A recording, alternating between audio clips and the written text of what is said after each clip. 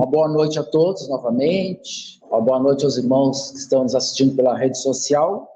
Então, nós estamos em maio, que maio para nós, espíritas, é o mês do Evangelho, né? O setor do Evangelho no Lar traz palestras especiais, sempre traz um, dois palestrantes para falar para nós.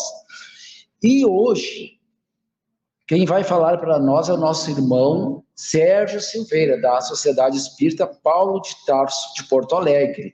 E o tema é o Evangelho de Jesus em nós. Um tema muito importante. Então, vamos passar a palavra ao nosso irmão Sérgio. Então, uma boa palestra a todos.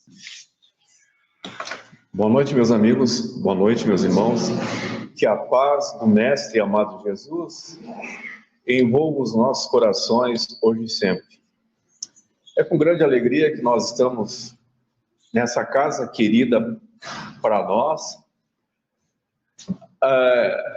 que tanto a ela nós devemos, aos amigos, companheiros de trabalho. Quando os vejo aqui, sei que não vai ser a última vez. Até porque daqui a pouco a gente vai desencarnar, não é? E a gente vai continuar se encontrando. Então, tranquilo. Mas é com grande alegria que cá nós estamos, não é? Para trabalhar um tema que temos a certeza que é o suporte primeiro em nossa vida. O Evangelho de Jesus em nossas vidas. Sem Ele, meus queridos, que somos nós, senão almas errantes perdidas neste mundo. E acreditem, não tão somente neste mundo, mas de outros mundos também. Então é com grande alegria, com energias que nós sentimos, que invadem o nosso coração, que nós estamos aqui, não é? Aonde, lembrando-nos de tempos em que quando começamos nessa casa, não é? O Antônio, a Lúcia, o Verno, é de lembrar os primeiros momentos da edificação dessa casa, quando não tínhamos piso, a nossa cobertura era pouca, parca ou quase nenhuma, não é? Das dificuldades. Lembra-te, Antônio? Lembra-se? Chovendo aqui dentro, não é? E quantos trabalhadores passaram por essa casa? José Compertino e outros tantos quantos que já desencarnaram, que já foram para a espiritualidade, mas que entre nós estão companheiros, não é? Aonde o Zé sempre dizia ele tinha um ditado, ele sempre usava, ele dizia assim: dessa vida a gente leva a vida que a gente levou. E tranquilamente, não tenhamos dúvida disso. Mas tudo em nome do quê? Tudo guiados por quem? Pelo Mestre amado Jesus. Não temos a menor dúvida. Vencendo a todas as dificuldades, a todos os limites que num primeiro ou no segundo, ou em instantes contínuos, pareciam nos indicar que era impossível existir esta casa, que era possível de nós estarmos aqui. Queridos, o impossível que se tornou possível, aonde cá estamos nós, aonde os filhos dos filhos nossos já estão aqui presentes. Gerações outras virão, nós retornaremos à vida espiritual, mas guiados por uma luz divina, que é o Evangelho do Mestre Jesus. Quando se fala em Jesus, muitos hão de perguntar, afinal de contas, quem é Jesus? O que significa Jesus? Jesus Cristo. Quando se fala em Cristo, há de se entender o seguinte: Cristo é uma classificação divina de espíritos superiores, formadores de mundo. E este Cristo que cuida do nosso mundo, do nosso planeta, é Jesus, o sinônimo da boa nova, do amor. Segundo informações que chegam da espiritualidade, ele é responsável por 5 planetas, dentre os quais está o nosso. Existe um planeta primitivo, que foi formado há algum tempo, e dos quais, e para o qual, muitos que cá estão, para lá se transferirão. Mas por que isto? Em função das modificações tidas com relação à sociedade humana. Mas essa transformação, ela não é a primeira que ocorre. Já existiram outras, em outros mundos. Alguns irmãos já devem ter ouvido falar de Capela. Capela é um mundo super desenvolvido, um planeta que está muito à frente de nós.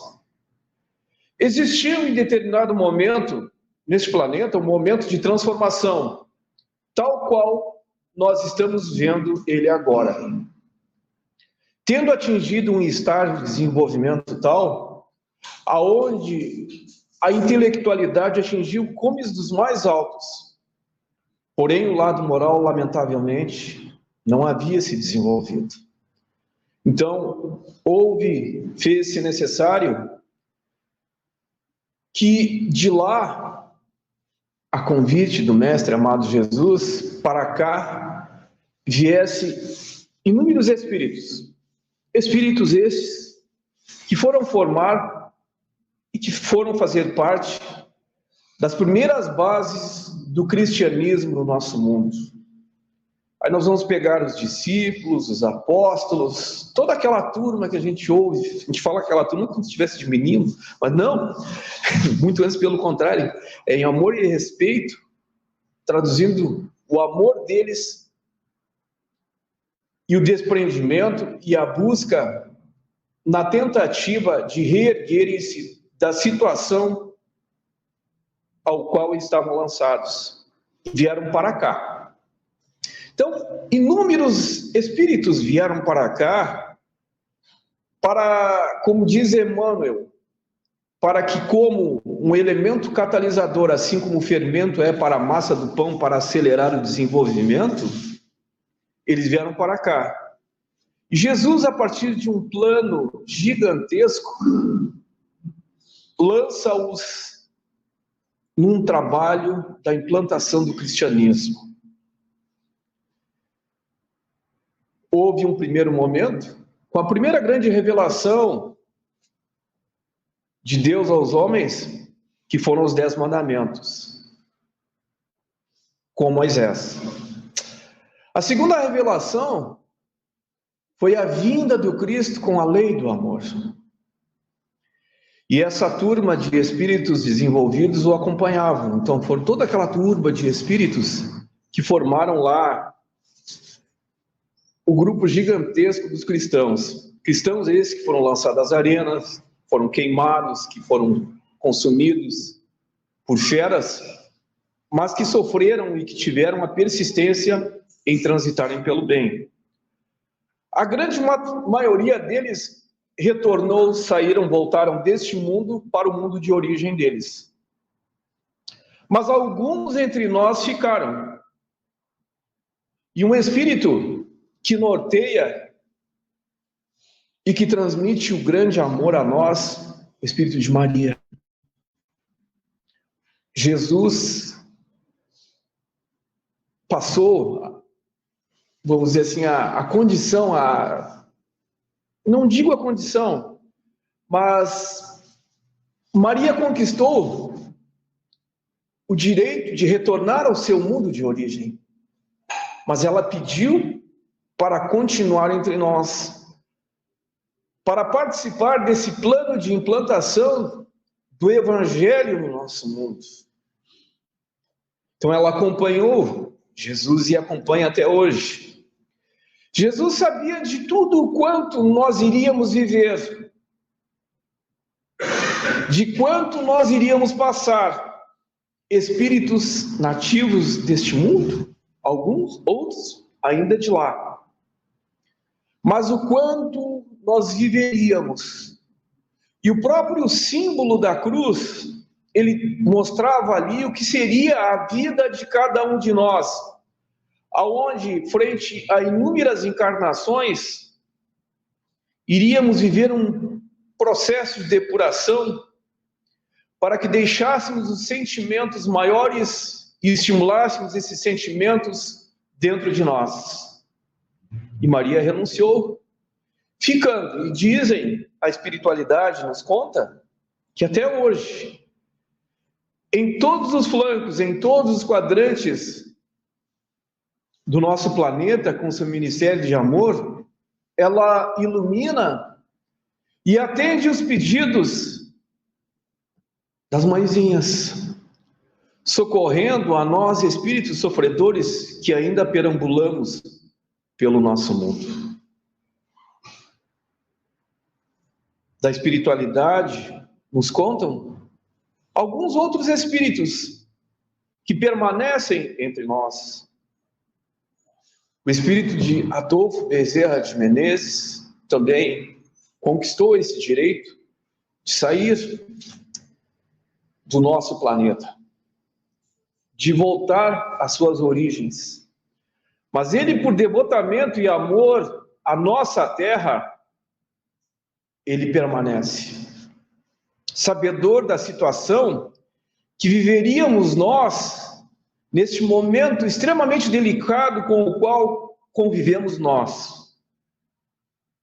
Sabedor da necessidade de amparar-nos, de assistir-nos, principalmente a nós espíritos encarnados nessa terra chamada Brasil, onde vivenciamos momentos com os quais alguns entendem e enxergam que é o final.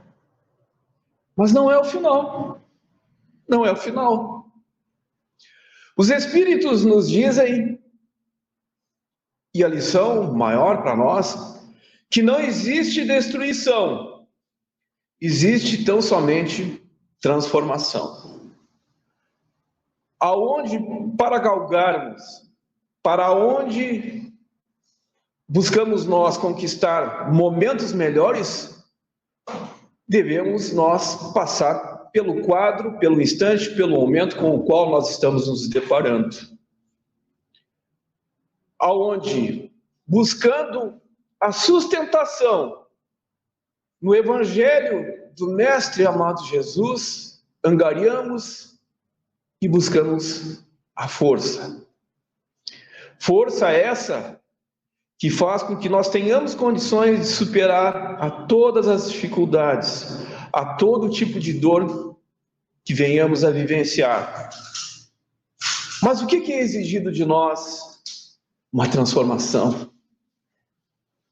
Às vezes, nós achamos que estamos tão corretos, que nós estamos tão certos. Nós temos tanta facilidade de enxergar o erro do nosso semelhante, de apontar os seus erros, os seus acometimentos, os seus desenganos, e às vezes nós não olhamos para nós mesmos. Nessa análise profunda que devemos fazer com relação aos sentimentos que carregamos dentro de nós. Acreditamos que quando se erra, nós estamos na nossa pequenez, na nossa ignorância ainda buscando a felicidade. E como tal. Mas erro é erro. E devemos buscar melhorarmos. É difícil? É difícil. Porque a maior luta é travada com relação aos nossos próprios sentimentos. A própria forma de ver a vida. E lá atrás, quando Jesus, ele falou, e ele no exemplo vivo maior de amor, que foi ele, o mestre dos mestres, desde lá nós nos prendemos, a grande maioria de nós, tão somente a forma. Nós nos esquecemos do nosso aperfeiçoamento moral. Nós deixamos para trás. Só que o progresso, ele anda, o mundo se desenvolve, a humanidade se desenvolve, a sociedade humana cresce. E nós não viveríamos eternamente, como disse Kardec, se não fosse para eternamente evoluirmos. Então chega um momento em que nós temos que nos acordar. Nós vamos receber a nossa sacudidela. E Bezerra diz uma coisa que é extremamente interessante, né? Soubéssemos nós o quanto nós recebemos do Senhor, e principalmente aqueles que conseguiram aportar ao Espiritismo, que têm o conhecimento, que têm o entendimento da continuidade da vida, isso é uma alavanca propulsora que faz com que nós acordemos para a vida real. O que devemos trabalhar em nós, os nossos sentimentos reais, a valorização da vida. Às vezes as pessoas procuram essa valorização esperando em alguma coisa magnífica que lhes aconteça na vida e que lhes distingua frente aos demais, algo que eles façam que lhes dê notoriedade. Às vezes procuramos titulação, dinheiro, enfim. Mas, e as coisas mais simples, nós esquecemos, a gente deixa de lado. Eu me lembro quando eu era pequeno, eu já fui pequeno um dia, já fui criança, por incrível que pareça, mas fui. E aí eu me lembro da minha avózinha. Ela era católica, nós não éramos espíritas ainda. Mas eu me lembro que a minha avózinha, ela sempre falava numa coisa, que nós deveríamos falar com o Papai do Céu, que a gente deveria fazer a prece, e que a gente deveria ser sempre honesto, sempre correto, sempre bom. Era pequena, ela falava aquilo. No início, assim, sabe, aquilo para mim era o máximo do máximo. Só que à medida que o tempo foi crescendo, a gente vai para o colégio, entra, parece que aquilo vai perdendo um pouco, assim, da grandeza. Porque são tantas coisas que vão acontecendo na vida, a gente vai se... Eu fui crescendo e entrando em contato com outras pessoas, onde parece que quem era mais esperto, quem era mais rápido, quem era mais forte, quem tinha mais avidez, parece que tinha mais ou que ganhava mais ou que vivia melhor. Então isso fazia com que muitas vezes a gente entrasse, não digo em dúvida, mas titubeasse, dúvida sim, por que não? Até que em determinado momento da minha vida, eu fui obrigado a entrar para o Espiritismo. Fui obrigado. A minha mãe, ela era da religião, ela era umbandista, alguns chamavam de batuqueiro, e naquela época lá, pensem na década de 66, 67, alguém ser da religião de Umbanda, ser batuqueiro, era demérito. Fulano é batuqueiro, aquilo tinha um sinônimo, um indicador de que ele era menos que os outros. Não tinha nada a ver. Nada, mas na infantilidade, na nossa ignorância, parecia que era aquilo. Então, a minha mãe, ela ficou alguns anos na religião de Umbanda e em determinado momento ela se decepcionou, enfim, aconteceram coisas lá, e ela foi parar no Espiritismo. Quando a minha mãe foi entrar no Espiritismo, ela começou a participar, eu tenho que ficar esperto para a hora. ela começou era na Sociedade Espírita Simão Pedro lá, que não era Simão Pedro que a gente conhecia.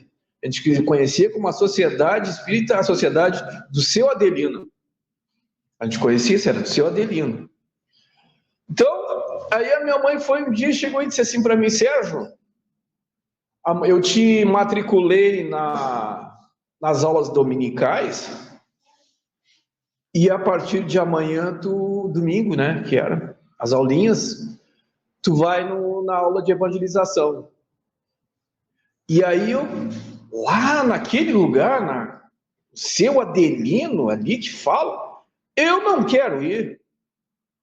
Eu tinha, acho que 10 anos para 11. Sabe que a minha mãe disse para que eu iria, e eu disse que eu não queria ir. Aí eu dei as costas e fui sair. Mas quando eu fui sair, eu senti um golpe aqui, assim, ó, pá, na orelha, sabe? E ao mesmo tempo que deu um golpe na orelha, assim, um puxão, assim, eu dei um giro de 180 graus. Virei ao contrário, e eu disse: eu não estou te perguntando se tu quer ir, eu estou dizendo que tu vai. Nossa, mãe. Tá, eu vou. Ah. Né? Bah, o bicho pegou. E aí, domingo, estava eu. Mas eu estava resistindo ainda. Aquilo foi um dia, no domingo seguinte de manhã, comecei a chorar. Minha mãe disse: não, vai, você vai ir e tá dito. E eu fui. Aí cheguei na aulinha, pela minha idade ali já, eu tinha que participar da pré-juventude, cujo instrutor era o Lauro Roberto Borba. Ele era magrinho, ele era tão magrinho que a gente chamava apelido de risco. Imaginem o Lauro, né? E aí eu comecei a participar. Na primeira aula que eu estava lá, quem era minha colega? A Lúcia. Lúcia era minha colega. Nós estávamos... Que ano era aquilo? Meu Deus do céu, acho que era 71 aquilo. Não, 70, 1970, 69, eu sei que era... Só fazendo as contas. Mas aí nessa primeira aula que eu estava lá, o assunto, eu nunca me esqueço, era sobre as irmãs Fox e a comunicação com os espíritos. Soubessem vocês o que significou aquilo para mim, foi a luz que se fez na minha vida, para mim, onde inúmeras indagações eu comecei a entender.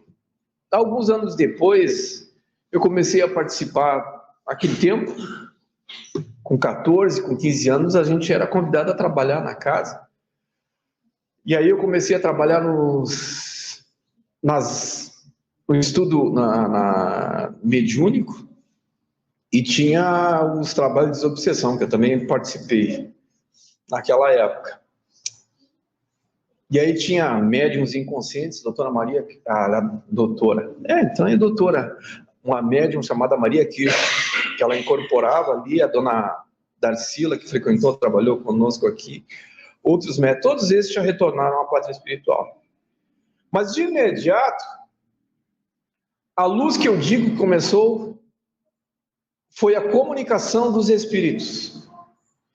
De viva voz, estes seres nos informando, passando a informação direta, ao vivo e a cores, direto, em tempo real, da necessidade de nós transformarmos, de nós trabalharmos em nós o nosso melhor, os nossos sentimentos. Que não adiantava nada o ter, que o importante realmente era o ser, quem nós éramos. E daí, por que aquela frase lá no início, quando a gente falou do seu José Convertino, que ele disse: dessa vida a gente leva a vida que a gente levou. Ou seja, sentimentos, o nosso crescimento moral. Ou seja, que deixemos o Evangelho do Mestre amado Jesus entrar nos nossos corações. É isso que vai nos dar a sustentação, é isso que vai fazer com que nós pleiteamos uma vida melhor. E não a vida do ter, mas a nossa vida de ser quem nós somos, que vai nos dar a força necessária para que nós enfrentemos tudo quanto esteja no nosso caminho frente à encarnação que nós estamos vivendo. Em momento algum, dentro do Espiritismo, eu tive a informação que eu teria uma vida boa, em que, vamos dizer assim, que eu não tivesse que trabalhar, que nós que não viveríamos dificuldades, que não teria doenças pela frente. Em momento algum, nunca alguém nos disse isso. Muito antes, pelo contrário. Sempre nos mostravam aquilo que o Cristo, há 2000 anos atrás, já nos falava, que nós teríamos a nossa cruz para carregar também. Mas que nós teríamos o Evangelho do Mestre guiando as nossas vidas. E que nós nos fizéssemos de forte. Que a dignidade do Evangelho tivesse em nós. E acreditem, nunca esconderam de nós. Em algum momento, o senhor, a senhora, você vai desencarnar. O que é desencarnar? Desencarnar é morrer. Mas quem é que vai morrer? O corpo que a gente usa. Você vai continuar a estar vivo. E eles eram a prova disso. Não vou lhes contar, ou posso lhes contar, que tive amigos de outras encarnações se manifestando ali. A amiga aqui falava de uma situação em que eu falava de alguns anos atrás, de um momento que eu vivi na minha vida. Mas eu sabia disso porque eles também já tinham contado para mim lá nos idos de 70, quando eu tinha 16, 17 anos, dos momentos que eu viveria na minha vida. Mas todos nós vamos viver dificuldades. Agora devemos ter a crença, a fé, a esperança, a certeza sempre de melhores momentos. Aonde o Cristo é o nosso guia. O que pensar se aquele que gerou, formou o nosso mundo, auxiliou multidões de espíritos de outros mundos a virem para cá, para reconquistarem o seu paraíso, passou o que passou no nosso mundo, por que seria diferente com nós? Ao que nós nos diferenciamos dele? Muita pretensão nossa, de acharmos que não viveríamos dificuldades. Vamos viver sim, queridos. Mas que tenhamos fé, que tenhamos esperança, certeza, sempre de melhores momentos. Alguém pode até dizer assim, o amigo está falando lá na frente, porque ele não está vivendo o que todo mundo está vivendo. Já vivemos sim. Já vivemos dificuldades que os senhores nem podem imaginar. Mas que também nós não servimos de exemplo para ninguém. Onde cada um tem as suas dificuldades, cada um tem as suas limitações. O exemplo maior é o Cristo. Ele foi crucificado, ele foi traído, ele foi enganado. Mas, no entanto, ele disse nos últimos: Pai, perdoa porque eles não sabem o que fazem. E conosco não é diferente. Quando dizíamos que Adolfo Bezerra de Menezes nos disse: soubessem a felicidade e a grandeza que é estar no Espiritismo, nós estaríamos rindo. Porque nós já temos ciência do que nós estamos vivendo. Mas nós temos também a verdade conhecida e tida de que nós somos espíritos. De quem vai morrer é o nosso corpo. Então nós temos que ter a dignidade, a força para vencer, para nos transformarmos. Paulo de Tarso, ele diz, ainda que ele falasse a língua dos anjos, que ele tivesse o poder de mover montanhas, tivesse a capacidade de fazer milagres, se ele não tivesse nele o amor e a caridade, ele nada seria. E é isso que nós temos que ter. Queridos, atentem a uma coisa, nós somos espíritos, nós não morremos jamais. Se existe essa informação, a pergunta é, se nós não morremos jamais, por que nós estamos nesse mundo onde a gente vive a experiência da morte? Não precisaríamos viver aqui, mas nós temos que viver. Por quê? Para desenvolver o sentimento de amor pelo nosso semelhante, da compaixão, do amor, da caridade, da paciência, do perdão. São sentimentos que fazem com que nós nos tornemos humanos. Nós aprendemos a nos colocar no lugar do nosso semelhante. E o resto, queridos, a gente passa. A gente vive. No momento onde tanta dificuldade se vê neste mundo. Agora mesmo, quando eu vinha aqui, olhava aquela linha do horizonte lá, aquela lâmina d'água lá, quantos lares, quantas casas. Mas é o nosso mundo, é um mundo de expiação e de provas. E cada um vive aquilo que tem que viver. Talvez lhes pareça que nós estejamos falando isso com enorme frieza, muito antes pelo contrário. É com amor. Porque, queridos, temos que sempre ter a certeza, Deus é nosso Pai, e a Ele nós devemos tudo que nós temos. E o nosso bem maior é a vida, esse momento de experiência que estamos vivendo. Então, saber viver, termos a dignidade para crescermos e passar por esse momento é fundamental. Na certeza, na esperança, na fé, sempre de melhores momentos. A espiritualidade, há algum tempo, ela vem nos falando desse período que nós iríamos passar. Nada diferente, nada diferente.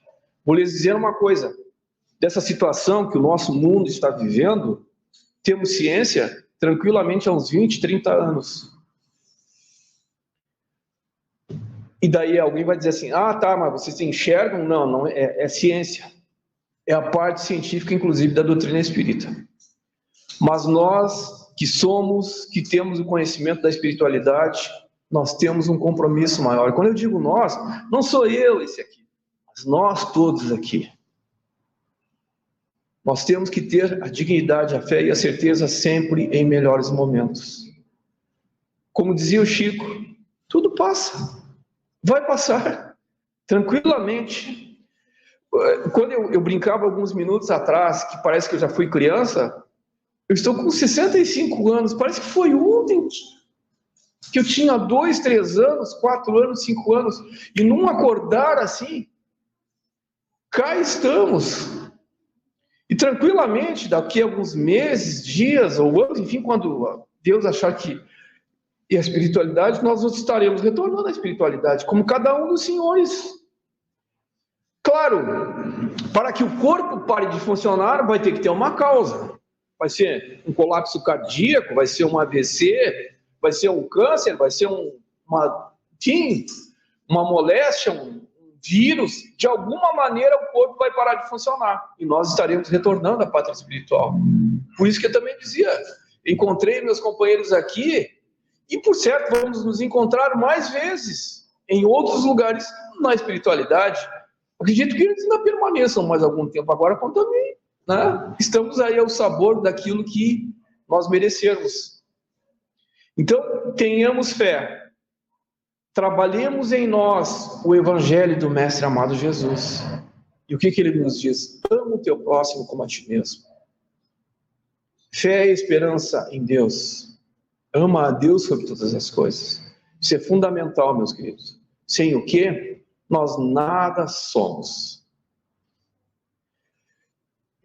Quando o Divaldo me diz uma coisa extremamente interessante. Quando nós chegamos nessa vida, como é que a gente chega? Sem nada. Quando a gente sai dessa vida, como é que a gente sai? Sem nada. Entenderam? Da mesma forma que nós chegamos, nós vamos sair. Porém, com um acréscimo de sentimentos e o nosso nível moral na forma que nós o trabalharmos para melhor. Tendo quem como exemplo? O Mestre amado Jesus. Tão somente Ele. As demais pessoas são irmãos como nós. Se erram ou acertam, não sei. Eu tenho que trabalhar em mim o meu melhor. E é isso que nós temos que fazer. É essa a nossa competência, meus queridos. Com a certeza sempre de melhores momentos. O nosso tempo chega ao fim, tá? Gostaríamos de ficar mais. Não é mais... Temos que seguir a disciplina. Que a paz do Mestre amado Jesus esteja presente nos nossos corações, hoje e sempre, e que assim seja.